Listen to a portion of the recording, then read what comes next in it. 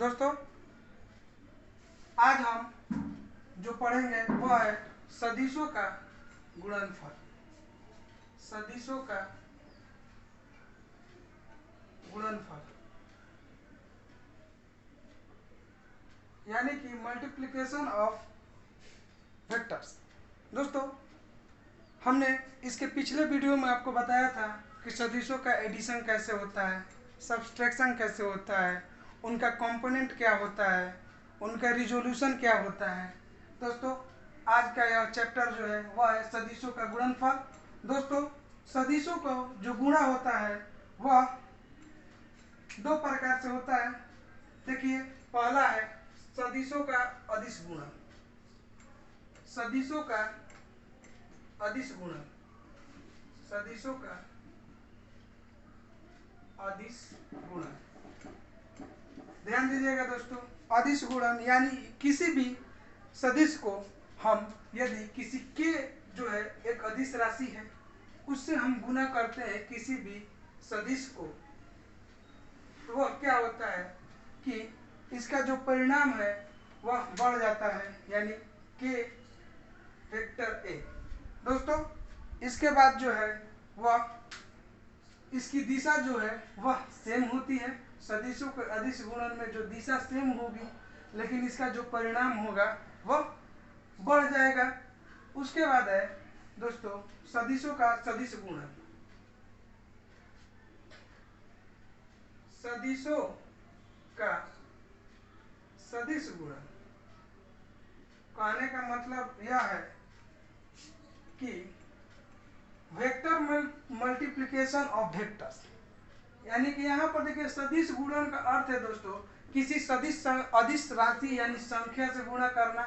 उसके बाद सदिशों का सदिश गुणन, यानी कि आपको दो सदिश दिए जाएंगे और उन सदिशों का आप सदिश गुणन यानी वेक्टर मल्टीप्लिकेशन कैसे कर सकते हैं। मल्टीप्लिकेशन कैसे कर सकते हैं दोस्तों? सदिशों का सदिश गुणन भी दो प्रकार से होता है। जैसा कि पहला है सदिशों का अदिश गुणन। सदिशों का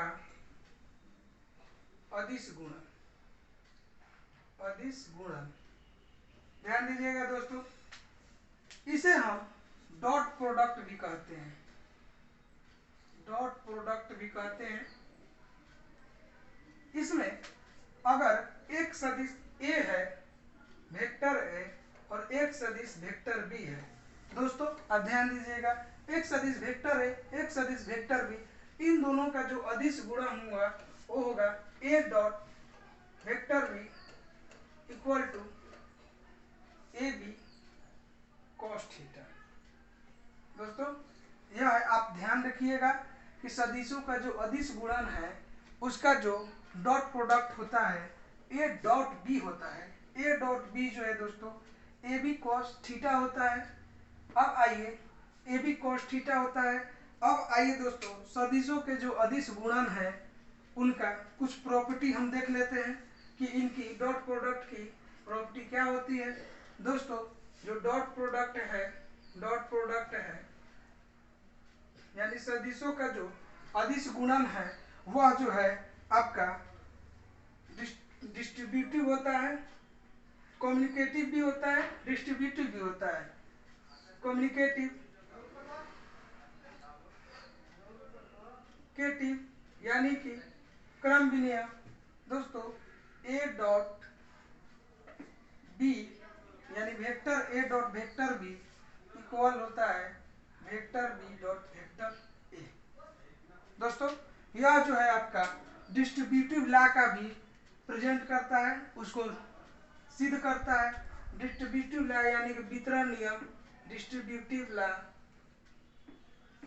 यानी कि vector a dot vector b plus vector c, यानी कि vector a dot vector b plus vector a dot vector c. दोस्तों, सदिशों का जो अदिश गुणन है वह कम्युनिकेटिव डिस्ट्रीब्यूटिव दोनों नियमों को सही रखता है। अब ध्यान दीजिएगा, इनके गुणों के बारे में और हम ज़्यादा जानकारी लेते हैं दोस्तों। इनके जो गुण है वह है कि दो सदिश यदि लंबवत होते हैं, दो सदिश यदि लंबवत होते हैं दोस्तों, तो क्या होता है? देखिए, यह जो है दो सदिश हैं, वेक्टर ए और वेक्टर बी। वेक्टर ए और वेक्टर बी यह दोनों लंबवत हैं।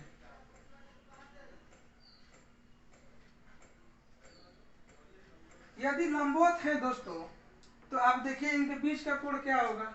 90 डिग्री का होगा। जैसे ही इनके बीच का कोण 90 डिग्री का होता है दोस्तों, तब इनका डॉट प्रोडक्ट क्या होगा? डॉट प्रोडक्ट, अब ध्यान दीजिएगा, वेक्टर ए और वेक्टर बी का डॉट प्रोडक्ट होता है ए बी कॉस थीटा। यहाँ पर थीटा जो है 90 डिग्री का है, यानी यहाँ पर जो कोण है 90 डिग्री का बन रहा है, तो ए बी कॉस 90 डिग्री का जो वैल्यू होता है दोस्तों, वह होता है 0। यानी कि यदि दो सदिश लंबवत है तो उनका डॉट प्रोडक्ट जो होता है वह 0 होता है।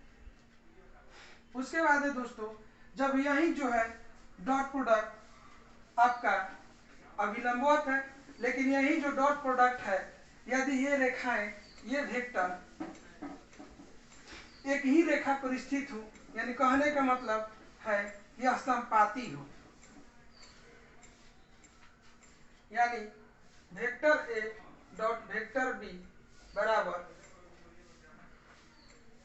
ये दोनों जो है ऐसे हो दोस्तों, ए और बी। यहाँ पर ध्यान दीजिएगा, इनके जो बीच का कोण है वह 0 डिग्री का होगा, संपाती है, तो ए बी कॉस 0 डिग्री, यहाँ पर कॉस 0 डिग्री का वैल्यू 1 होता है, यानी वेक्टर ए और बी एक ही रेखा पर स्थित हो तो इनका जो डॉट प्रोडक्ट होता है वह ए बी होता है। उसके बाद है दोस्तों, यदि यह रेखा एक दूसरे के विपरीत हो,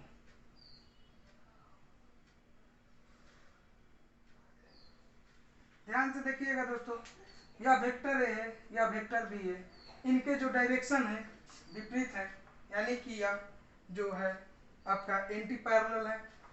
यहाँ पर ध्यान दीजिएगा, यहाँ पर जब थीटा कोण बनेगा तो वह 180 डिग्री का बनेगा, यानी इसका जो डॉट प्रोडक्ट होगा दोस्तों, ए बी कॉस 180 डिग्री, और कॉस 180 डिग्री का जो वैल्यू होता है दोस्तों वह -1 होता है, यानी कि माइनस ए बी। दोस्तों इसके बाद है आपका सदिशों का सदिश गुणन। उससे पहले हम देखते हैं कि यदि दोनों सदिश एक ही हो, यानी कि vector a dot vector a, दोस्तों यदि दोनों सदिश एक ही हो, एक ही इनका परिमाण हो, एक ही इनकी दिशाएं हो, तो वह जो होता है इनका डॉट प्रोडक्ट वह होता है वेक्टर ए का वर्ग। ध्यान से देखिएगा, जब एक ही परिणाम है और एक ही दिशा है, तो यहाँ पर जो परिणाम प्राप्त होगा वह वेक्टर ए का वर्ग हो जाएगा। उसके बाद है दोस्तों सदिशों का जो है सदिश गुणन। सदिशों का सदिश गुणन में आपको यह तो था अदिश गुणन, उसके बाद है सदिशों का सदिश गुणन।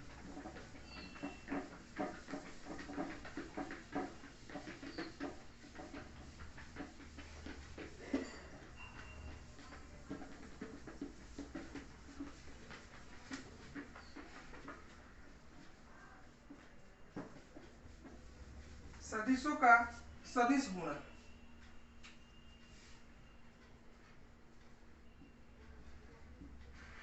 सदिशों का सदिश गुणन। दोस्तों इससे पहले हमने आपको सदिशों का अदिश गुणन बताया था। यह जो है आप सदिशों का सदिश गुणन है, यानी कि सदिश का जो सदिश गुणन है वह होता है vector a cross vector b. सदिशों के सदिश गुणन को हम क्रॉस मल्टीप्लिकेशन भी कहते हैं, यानी vector a cross vector b बराबर a b sine theta into unit vector. दोस्तों यहाँ पर जो एन है वह यूनिट वेक्टर है। अब ध्यान दीजिएगा, यह जो है यूनिट वेक्टर है, यह इकाई सदिश है, इसका मान जो होगा 1 होता है।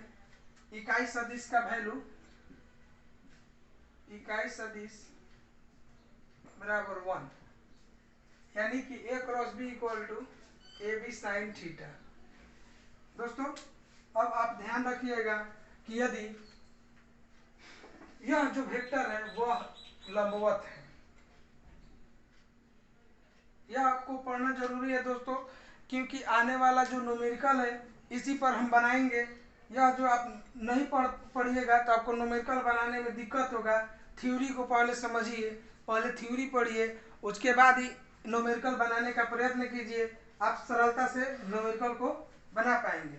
दोस्तों यह जो है अब 90 डिग्री का कोण बना रहा है, तो यहाँ पर देखिए ए क्रॉस बी, यानी कि दो सदिशों का सदिश गुणन क्रॉस मल्टीप्लिकेशन करते हैं तो ए बी साइन, यहाँ पर 90 डिग्री का वैल्यू जो होता है दोस्तों 1 होता है साइन में, यानी कि ए। दोस्तों जब यह सदिश लंबवत हो, जब लंबवत हो यदि यही सदिश विपरीत हो, यानी वेक्टर बी वेक्टर ए। दोस्तों यही जब सदिश विपरीत हो तो इनके बीच का कोण 180 डिग्री का होता है, यानी a cross b equal to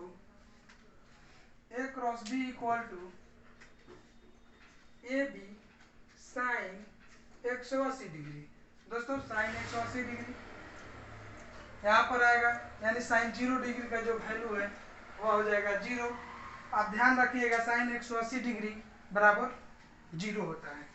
उसके बाद है दोस्तों यह जो सदिश गुणन है, इसमें जो रेखाएं हैं एक ही दूसरे पर ही हो, यानी कि संपाती हो, तो क्या होगा दोस्तों, यदि यह रेखाएं वेक्टर ए यहाँ पर और वेक्टर बी एक ही पर स्थित हो तो यहाँ पर जो थीटा का कोण है वह 0 डिग्री का हो जाएगा। ए क्रॉस बी का मल्टीप्लिकेशन जबकि एक ही संपाती हो तो ए बी साइन 0 डिग्री यानी कि 0, यह भी 0 होता है दोस्तों। उसके बाद है आपका सदिशों के कुछ गुण।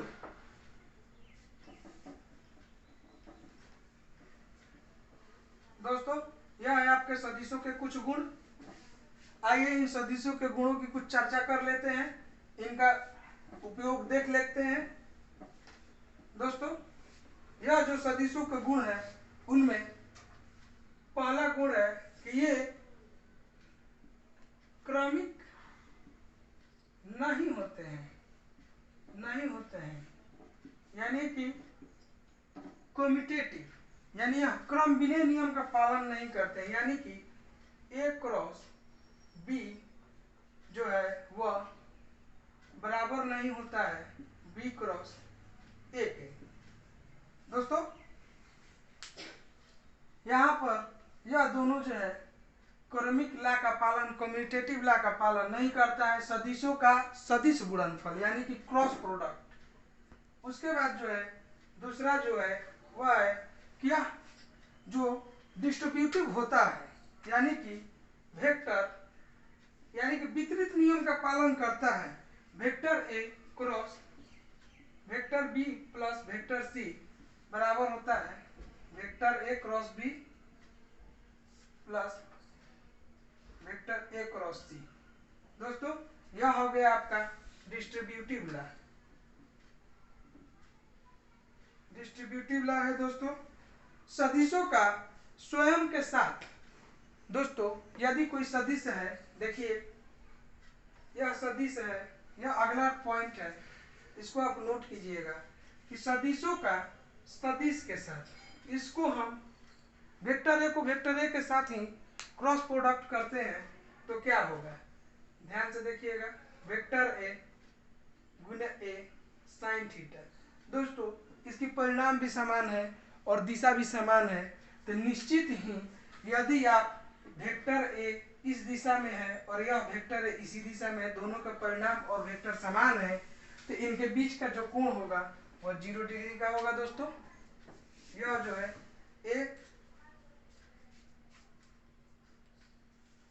यह जो है आपका ए स्क्वायर साइन 0 डिग्री का जो वैल्यू होगा 0, यानी कि इसका जो क्रॉस प्रोडक्ट होगा दोस्तों वह 0 होता है। दोस्तों दो पैरेलल वेक्टर का क्रॉस प्रोडक्ट भी 0 होता है, यानी कि साथ ही साथ यदि यह एक ही पर है, देखिए दोस्तों यह यहाँ पर तो हमने समानांतर बना दिया था, लेकिन जब यह एक ही पर होंगे या समानांतर होंगे तो देखिए यह तो था कि एक ही वेक्टर है, लेकिन अगर वेक्टर ए और वेक्टर बी दो अलग अलग वेक्टर हैं, ध्यान दीजिए, लेकिन ये पैरेलल हैं, एक दूसरे के समानांतर है, इस स्थिति में भी जो कोण होता है वह इनके बीच कोई कोण नहीं बन पाता है, क्योंकि यह समानांतर है, कभी एक दूसरे को काट नहीं पाएंगे। तो ए बी साइन थीटा, दोस्तों साइन थीटा यहाँ पर 0 हो जाएगा, तो यह जो क्रॉस प्रोडक्ट है आपका 0 हो जाएगा। दोस्तों दो वेक्टर ए और बी के सदिश गुणनफल द्वारा इन सदिशों के द्वारा बनाए गए समानांतर चतुर्भुज के क्षेत्रफल से ज्ञात किया जाता है। आप देखिए कैसे, दो सदिश, अगला टॉपिक है दोस्तों कि जो दो सदिश हैं उनका जो सदिश गुणनफल कैसे ज्ञात किया जाता है। देखिए यह एक सदिश है वेक्टर ए और यह जो है वेक्टर बी, यह आपके दो सदिश राशियां हैं। यह जो है यहाँ पर थीटा कोण बनाते हैं दोस्तों, यहाँ पर यह हम इसको काल्पनिक रेखा द्वारा मिला देते हैं। जैसे ही हम काल्पनिक रेखा द्वारा मिलाते हैं दोस्तों, यह एक समांतर चतुर्भुज होता है और समांतर चतुर्भुज का क्षेत्रफल जो होता है वह होता है दोस्तों आधार गुने ऊंचाई। यहाँ पर देखिए दोस्तों यह ऊंचाई होगी और यहाँ से जैसे यह ऊंचाई होगी तो ये जो हो जाएगा आपका कर्ण हो जाएगा और यहाँ से cos थीटा बराबर दोस्तों यहाँ से साइन थीटा निकालते हैं, यहाँ से साइन थीटा बराबर आपका हो जाएगा PQR। देखिए इस त्रिभुज से अगर हम साइन थीटा को निकालते हैं दोस्तों तो वह होगा OP बटा OQ, यहाँ पर वो है OQ साइन थीटा। दोस्तों यानी कि ए OP के लिए AB साइन थीटा, यह जो है क्रॉस प्रोडक्ट है दोस्तों, यह सदिशों का गुणनफल का क्रॉस प्रोडक्ट कैसे निकालते हैं उसके बारे में है दोस्तों। इसके बाद अगला है, आप इसको भी ध्यान रखिएगा, हमने आपको पीछे में कंपोनेंट ऑफ ए वेक्टर पढ़ाया था। कंपोनेंट ऑफ वेक्टर में हमने आपको बताया था एक्स आई वाई जे और प्लस जेड के जो होते हैं वह कंपोनेंट होते हैं किसी वेक्टर के। इसमें हम उनका गुणनफल देखेंगे कि उनका गुणनफल क्रॉस प्रोडक्ट कैसे निकालते हैं, vector a cross vector b. दोस्तों यदि आपको कोई वेक्टर दिया गया है जहां पर, यहाँ पर देखिएगा साइड में लिख रहा हूं, वेक्टर ए को A1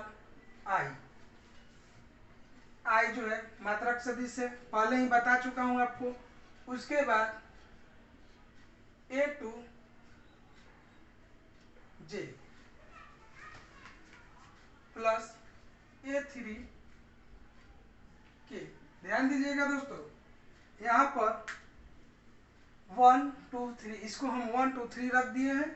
उसके बाद हम बी के लिए, वेक्टर बी के लिए b1i plus b2j plus b2k, इसको हम मान रखते हैं। इसका क्रॉस प्रोडक्ट हमको बोलेगा कि निकालिए। तो कैसे निकालना है, आप यहाँ पर सबसे पहले यह जो है मैट्रिक्स ले लेते हैं। मैट्रिक्स 11th क्लास का चैप्टर है, उसमें पढ़ा जाता है मैट्रिक्स कैसे करते हैं। दोस्तों यहाँ पर हम i, j और k को लिख देते हैं।